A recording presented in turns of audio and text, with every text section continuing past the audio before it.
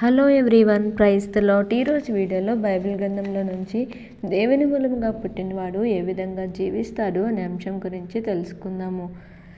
దేవుని మూలంగా పుట్టినవాడు నీతిని జరిగిస్తాడు, పాపము చేయడు, సహోదరులను ప్రేమిస్తాడు, యేసే క్రీస్తై ఉన్నాడని నమ్ముతాడు, లోకాన్ని జయిస్తాడు, తనను తాను భద్రం చేసుకుంటాడు.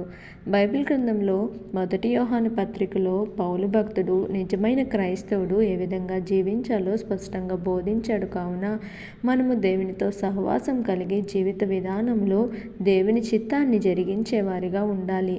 దేవుని వాక్యం మనకు సెలవిచ్చిన విధంగా నీతిని జరిగిస్తూ, ప్రేమతో నడుచుకుంటూ, సహోదరులను ప్రేమిస్తూ, దేవుని మాత్రమే నమ్ముతూ, ఆయన కొరకు కనిపెట్టుకుంటూ, ఆయన రాకడకు ఎత్తబడే బిడ్డలుగా ఉండాలని మనము దేవుని ఎదుట ప్రార్థించుకోవాలి. అప్పుడు దేవునితో సహవాసం కలిగి ఆయనను మహిమ కలిగించే జీవితాన్ని మాత్రమే మనము జీవించగలము. ఆ విధంగా మనము దేవుని కొరకు ప్రత్యేకంగా జీవించటానికి దేవుడు మనకు సహాయం చేయనుగాక.